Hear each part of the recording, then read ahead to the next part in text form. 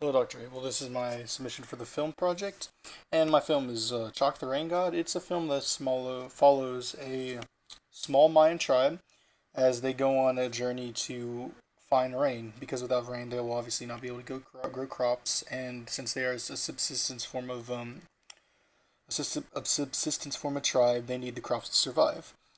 Now, now let's talk about Chaac. Chaac was a one of the oldest Mayan gods. He was believed to be serpent-like, and he was believed to have an axe that if he struck the clouds, lightning and rain would come from. Now this sounds like a warrior type god, but he was actually supposed to be very nice and very caring to farmers, and that's one of the things that actually clashes in my film. Um, Now on to how they wanted to get the rain from him. Now there were supposed to be people who could speak to Chaac, the diviners. In my film, you'll see that the diviner, he was a very devout person, and he was very devout in his ways of following Chaac. And as for rituals, now there were two forms of rituals that were documented as ways to some bring rain about. There was bringing rain through the use of getting four boys to dress up as each avatar of Chaac, the north, the south, the east, and the west, and they were supposed to dress up as frogs because frogs were supposed to be an embodiment of Chalk, and they would dance and they would chant. Then there was also sending all the men of the tribe away on a journey where they were supposed to be celibate, and during that time, Chalk would come and bring rain to the people. And pretty much my film strays. It does not pertain to the rituals that are known, and it seems like it is more of the director's creative thinking than it is following historical knowledge. And you'll also see a couple things like the fact that the Mayans have guns, or that they have, in one scene you'll actually see they have a very, very old flashlight. Now I'm going to show you the ritual right now. Here you see that the people have, they've begun making everything and they have everything ready. And the diviner is going to get ready. You see a mask of Chalk right around here. He's right behind him. And, he's pretty much preparing all the elders and preparing everyone to look like Chalk. Now here's another thing. See, he has a type of gladius type weapon. He does not have the axe that Chalk was supposed to have, and they're dressing up for them as the four avatars of Chalk, but all they have is the mask that looks like him, and obviously the serpentine like face.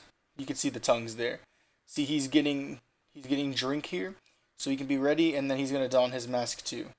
We're gonna speed it up to the actual ritual. Now, here's where the chanting starts. There's the frogs that you actually see, but those should be boys. And this is the diviner. Now, the chanting should begin right about now. And here it is.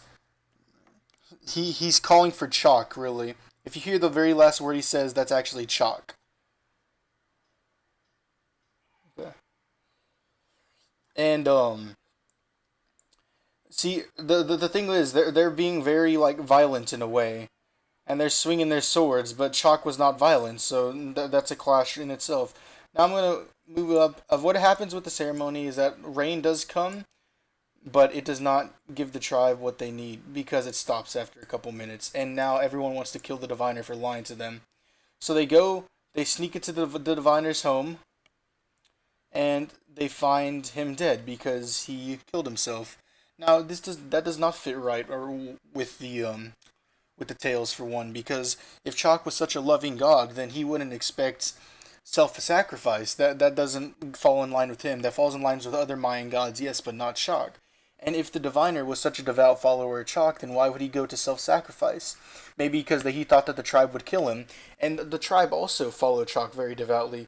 So why would the tribe try to kill him? Because that is not following what their god wanted them to follow. See, we'll see he cut out his own heart. Now we're gonna scoot up a bit. They take his body and they go to a river. See, they think maybe if we sacrifice one of Chalk's disciples, rain will fall, and rain does. But yet again, that doesn't make sense. Chalk wasn't one for sacrifice. He loved his farmers and he loved his followers. And these are just a couple discrepancies with my film and just a couple mistakes here and there. But it's like I said, it's really not big a problem. It does show how a tough Mayan culture was, because when all these things happen nowadays, they can't look to science like we have. They had to look to religion and what they did know and what they followed, and there's nothing wrong with that.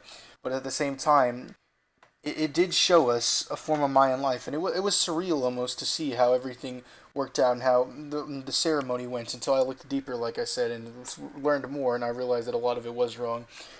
As for how if I liked the film, I found the film very interesting, and that is all for my film review.